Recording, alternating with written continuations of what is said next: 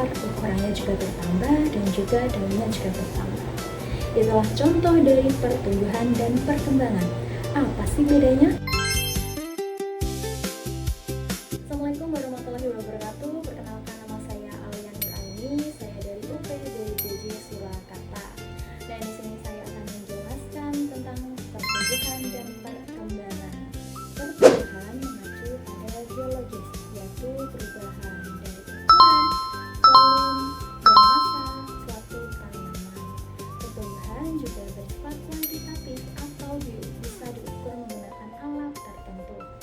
Pertumbuhan juga bersifat irreversibel atau tidak akan kembali ke wujud semula atau bentuk semula. Pertumbuhan pada manusia bisa kita lihat dari tubuh kita sendiri.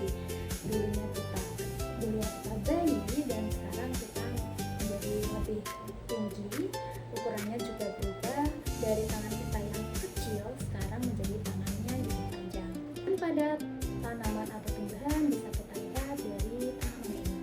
Dulunya pas masih usianya kecil mungkin dia seukuran 5 cm, tapi setelah usianya bertambah dia bertambah menjadi 15 cm.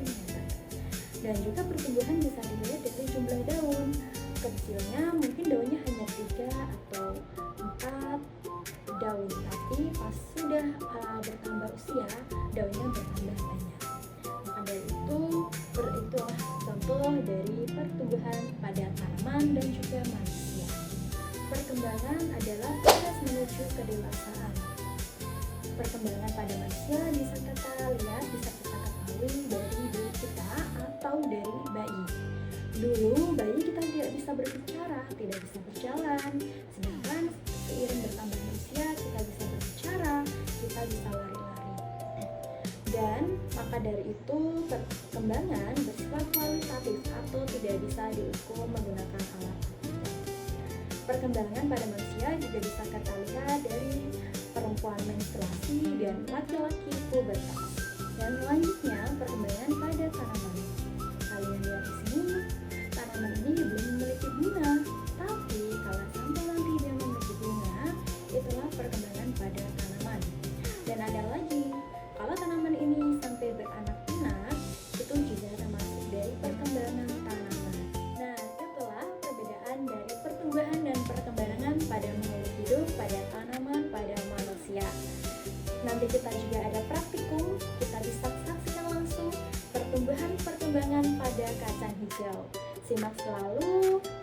Alat apa saja sih untuk melakukan praktikum pada perkembangan kacang hijau?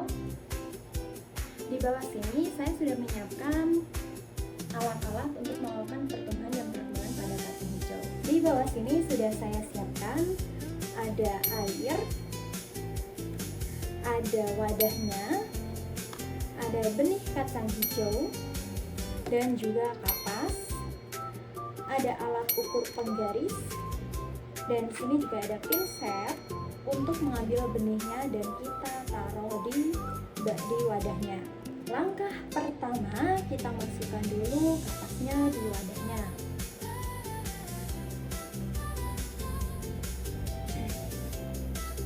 Langkah kedua, kita taruh air, kita basahi kapas menggunakan air.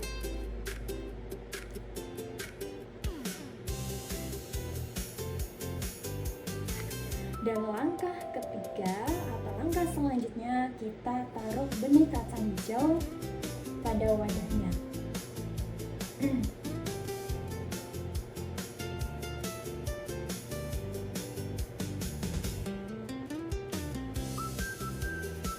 Kita bisa lihat saya sudah pindahkan. Jadi nanti kita lihat perkembangan selanjutnya dari hari pertama sampai hari akhir yang menghasilkan akar sampai ke daunnya. Terima kasih. Inilah hasil dari praktikum tadi ya. Nanti kita lihat perkembangan dari hari pertama sampai hari akhir, perkembangan dari akar sampai ke daunnya. Kita bisa lihat pertumbuhan dan perkembangan dari kacang hijau. Terima kasih. Hari pertama benih mulai berakar dan panjang akar 1 cm. Di sini kita ukur menggunakan mistar atau penggaris ya. Kedua,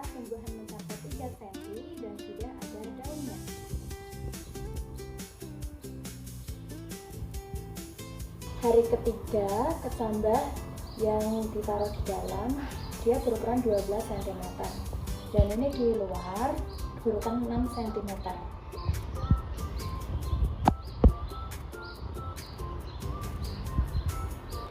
Di hari kelima kita bisa lihat ini kecambah yang tidak sama sekali kena sinar matahari.